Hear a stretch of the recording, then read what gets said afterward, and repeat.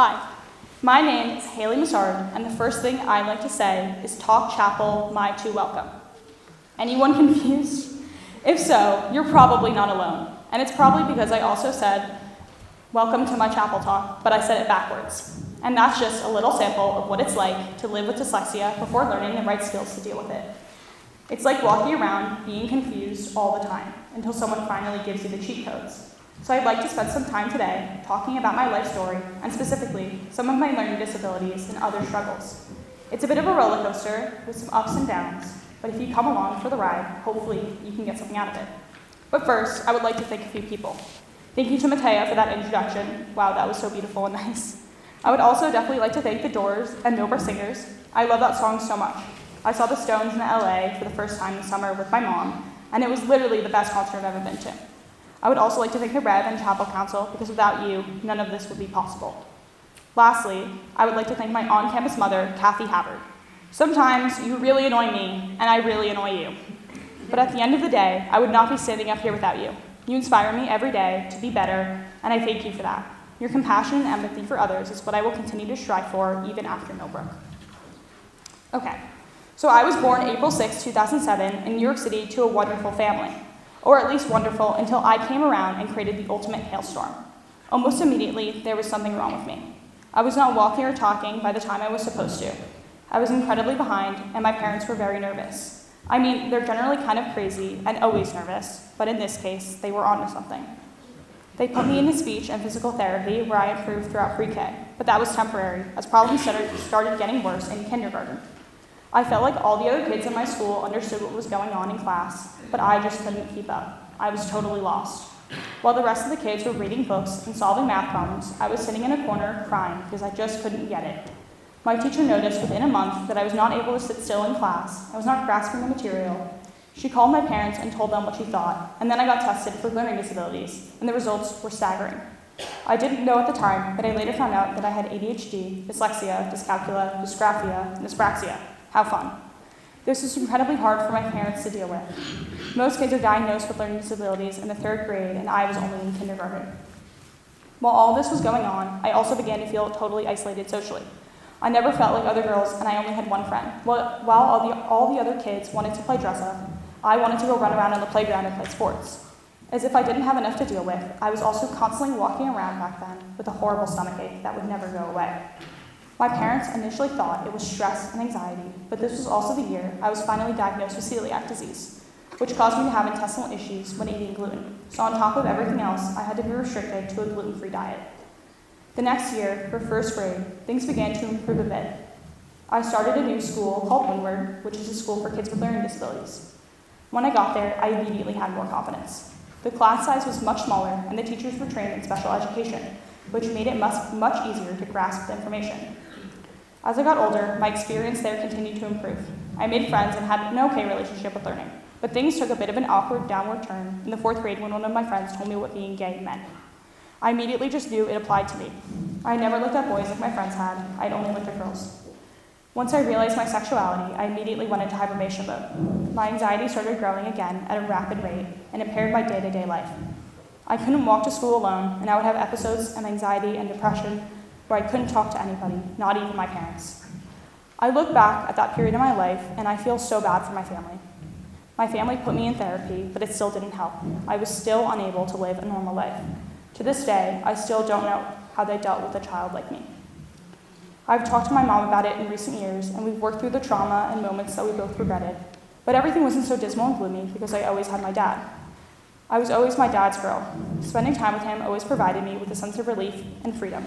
Spending time with him didn't cause me anxiety, but made me forget about it. We bonded over sports like skiing, softball, and hockey. My experience with hockey could take up the entirety of this chapel talk, but I'm not going to spend too much time on it tonight. The roller coaster ride continued for me, but finally things started to improve again. One day, my best friend started talking about the Hunger Games, which everyone knows is a literary masterpiece. Not funny. She talked about the plot, and I was like, oh my god, I want to read that. My friend then challenged me to a reading competition. Whoever finishes first wins. I had never read a book for pleasure before, but I was game. I ordered my books and we began. I read the first book in one night. In one sitting, I was hooked. I read the next two over the next few days. Of course, I lost the competition, but I had gained something better than winning, loving to read, at least sometimes. I continued to read these kind of YA books, like Harry Potter, and I'm sorry, but I even read Divergent. I also at this time started writing my own stories and poetry. Writing provided me with a sense of freedom and exploration that I had never felt before. I started writing literally almost every night. After this positive discovery, COVID hit me like a ton of bricks, and down I went again. Before I even had time to regroup myself, I applied and received an acceptance to Millbrook. When first coming to Millbrook, I had my entire 4 years planned out, what classes I would take, what sports I would play, who my friends would be, and generally, who I would be as a person. I remember being so excited to come to Millbrook. Now, to be fair, Millbrook has given me so much. I have grown academically, as a person, a friend, an artist, an athlete, and so much more, but it's been hard. My 4-year plan immediately failed my freshman year. I didn't make the hockey team, I was having issues socially, and overall, my experience was not how I pictured it originally going. Having never gone to mainstream school, I didn't really know how things worked. Also, being away from home initially made things really difficult. My writing was poor, and my grades were not great.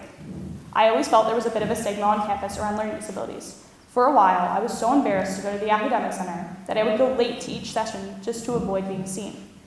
I wanted people to think that I was smart, reliable, and knew what I was doing, even though I was a bit lost. I was distraught, mad at myself, and mad at Millbrook. I decided to try and channel my anger and frustration into something useful. First, I buckled down on my studying and decided to put maximum effort in my schoolwork. Grit and determination have always been one of my strengths, and through this, I realized my learning differences made me a better student. I realized I'm more creative, have the ability to hyperfocus, and have enhanced pattern finding abilities.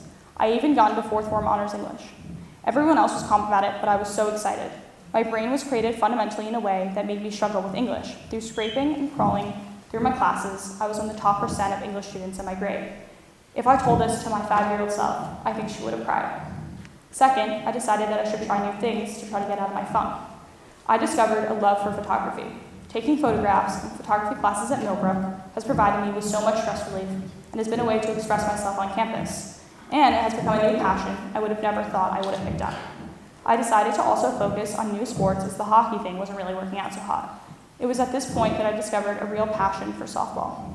Millbrook has also provided me with quite the ride socially. I have circled through a few friend groups, but it all worked out in the end, and I could not have asked for better friends. I love you all. And here is where I get to the message. Sometimes you don't get what you want. People are born with different brains, taught different things, and get different things out of life. Sometimes you aren't going to get that grade, you'll lose that friend, you will get into fights with your advisor, you're going to lose that game, and sometimes you will not get into the dream school. You may have a couple of mental breakdowns and a small handful of diagnosed mental health disorders. You may have celiac disease, you may have life-altering learning disabilities, you may turn gay, you may fall down the case stairs in front of the entire boys JV lax team and rip your brand new Viore leggings and have your leg bleed out for 3 days straight, and then get hit with a softball right on your leg. It's real.